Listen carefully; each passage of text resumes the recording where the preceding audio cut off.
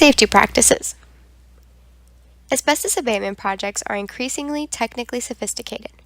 Safety hazards are a problem when good work practices are not followed.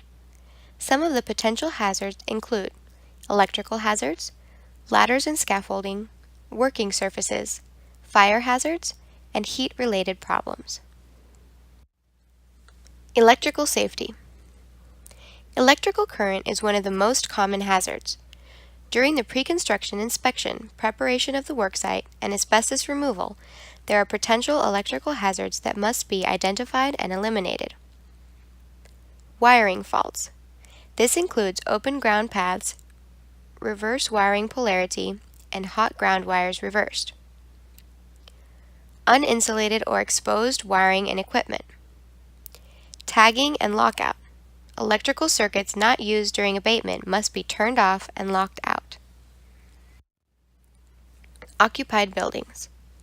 Dry removal may be necessary to avoid shock exposure. Permission must be obtained from local NESHAP authorities if this is the case. Power inside the removal area. The construction industry standard requires temporary power for abatement area by supplying power through ground fault circuit interrupters. An assured equipment ground program requires regular inspection of all tools, cords, and electrical devices. Written documents must be kept. Common electrical devices. Lights, HEPA vacuums, negative air systems, drills, saws, heaters, sump pumps, and radios should be inspected regularly for damage, proper grounding, and good insulation. Use non-conductive scrapers and vacuum attachments like wood, plastic, or rubber. Supply workers with heavy insulated rubber boots and gloves when working around energized wiring or equipment. Ensure all electrical equipment is properly grounded. Use care to not damage insulated covering with scrapers and scaffolding. Always perform a walkthrough to identify potential electrical hazards for abatement workers before beginning any work. Use stable wooden or fiberglass ladders, not metal. Determine operating voltages of equipment and lines before working on or near energized parts.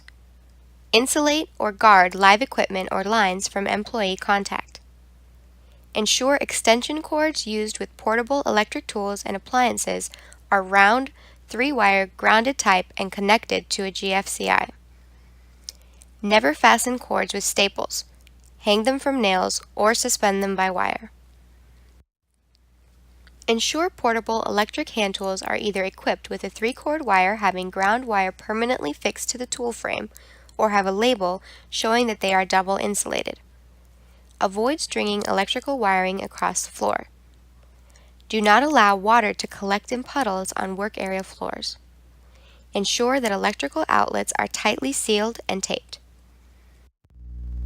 Ladders and scaffolding. Asbestos abatement projects always present risks to workers from falls, slips, or trips. It is the employer's responsibility to ensure that all personnel using ladders and scaffolds are properly trained and inspections are conducted to ensure proper construction. When inspecting ladders, ensure that wood or fiberglass ladders are used to avoid electrical hazards. Only OSHA-approved ladders are used and authorized repairs are allowed.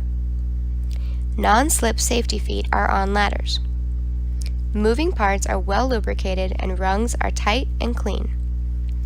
Extension ladders are used with a 4:1 lean ratio, 1 foot out for every 4 feet up, and are properly tied off with 3 rungs above walking surface.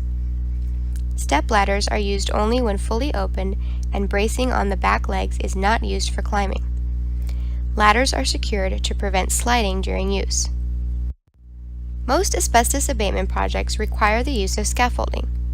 Proper setup, regular inspection, and basic maintenance must not be overlooked. All parts should be inspected before and during use. Wheels must turn freely and must be kept lubricated. All components including cross bracing, railings, pin connectors, and planking or scaffold grade lumber should be available before the units are assembled. Slips, trips, and falls. OSHA has found that Falls are the leading cause of worker fatalities on construction sites. Each year, about 200 workers are killed and 100,000 people are injured as a result of falls at construction sites. Asbestos sites contain many possible slip, trip, and fall potentials. Ladders and scaffolds are obvious dangers, but ropes, hoses, cords, equipment, and trash are also potential trip hazards. Polyethylene on walking surfaces are often sprayed with water containing surfactants, which creates a tremendous slip hazard. Protective suits and booties can add to the slip and fall potential. Always keep trash and equipment away from exits. A clean area is a safe work area. Fire safety. Fire prevention and control must be a high priority during both the planning and removal stages of an asbestos project. Exits, travel distances, emergency lighting, and alarm systems must be considered and then discussed at pre-job meetings. Sealing off an area by blocking entrances and exits conflicts with OSHA and local fire code requirements. The contract may state one means of egress through a properly designed decontamination system, but emergency plans must include alternative exits that all personnel are familiar with. Perform a pre-work survey to determine potential fire hazards, sources of ignition, hotspots, and the location of exits. Lighters and matches are not permitted in the area. No smoking standards must be strictly enforced. When using an oxygen acetylene torch to cut materials such as pipe, post a fire watch with an appropriate fire extinguisher. Limit the amount of flammable materials in the work area before hanging plastic. Mark exits from the work area and post arrows pointing to those exits at knee level.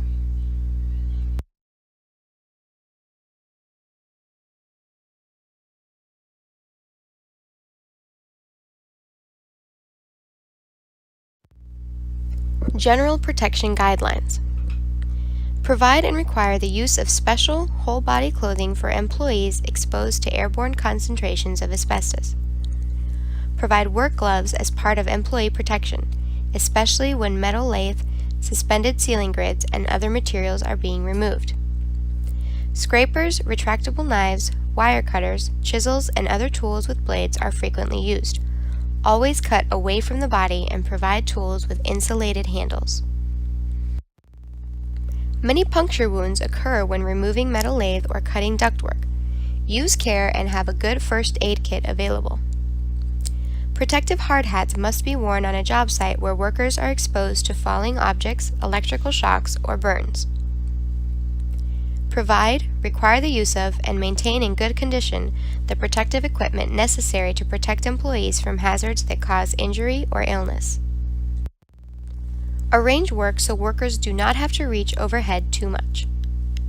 Wear non-fogging face shields or goggles for work involving potential eye injury. Full-face, non-fogging respirators are best. Ensure workers use proper lifting methods. Use the buddy system for lifting and moving heavy objects. Use hand carts or rolling pallets when possible. Keep manual material handling to a minimum. Check with the surfactant supplier for any possible irritation. Always have a material safety data sheet on all of your materials and familiarize workers with any cautions or special considerations for their safe use. OSHA requires that a poster be permanently posted on the job site, notifying workers of their rights under the Act.